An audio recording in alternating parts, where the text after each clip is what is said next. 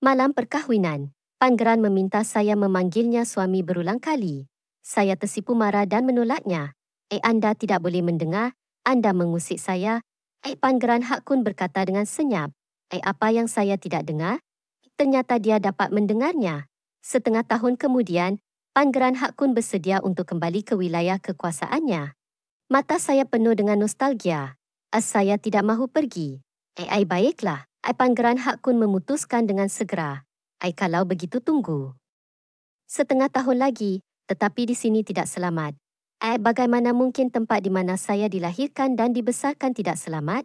Sebulan kemudian, saya dibawa masuk ke istana. Maharaja duduk di hadapan saya dan letakkan saya di bawah tahanan. Pada hari itu, saya melihat Pangeran Hakkun memasuki istana dengan muka masam. Pangeran berkata, lepaskan isteri saya dan saya boleh melakukan apa sahaja. Saya langsung lupa untuk menangis. Ternyata ini adalah sebab mengapa Hakkun tidak mahu berkahwin dengan saya. Maharaja sentiasa takut kepadanya dan mahu dia berkahwin dan mempunyai anak hanyalah untuk memberi Pangeran Hakkun satu kelemahan supaya senang dikendalikan. Dia pernah dianiaya dan orang yang mengarahkannya adalah Maharaja. Maharaja membuka mulutnya. Saya mahu kamu menyerahkan kuasa tentera kamu dan tentera elit kamu. Keadaan ini membuatkan saya sangat marah dan bimbang. Apa yang dia katakan pastinya bukan pasukan tentera atau pasukan elit.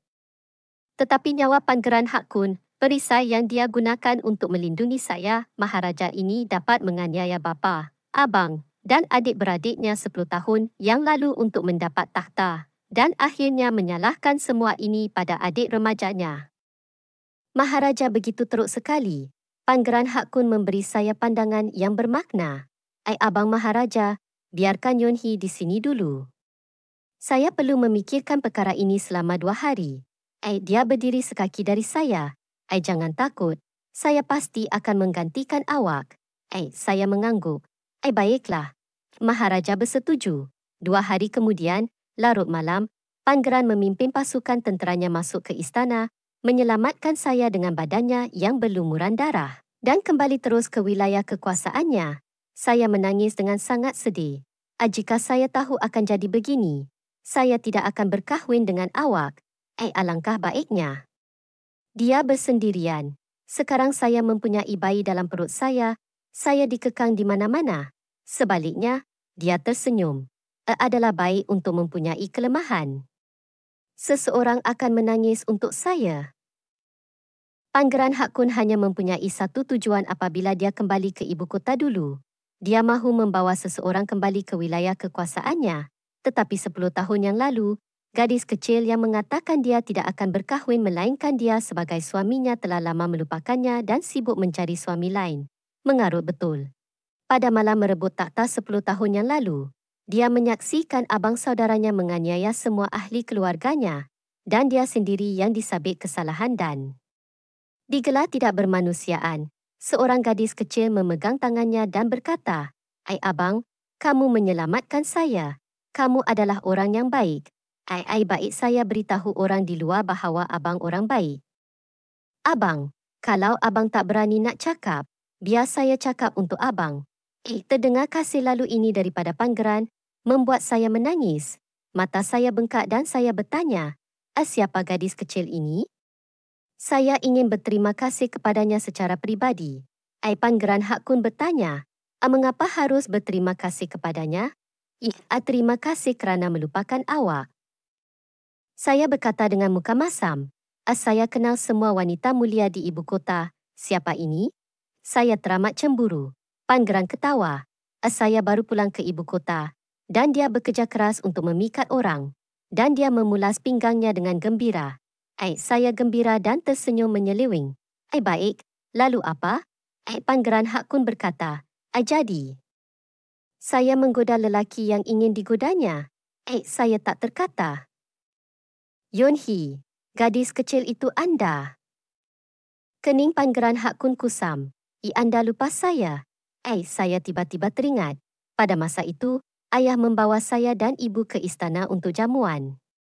Tiba-tiba, mereka pergi cepat dan saya ditinggalkan di istana. Saya ingat saya habislah kali ini.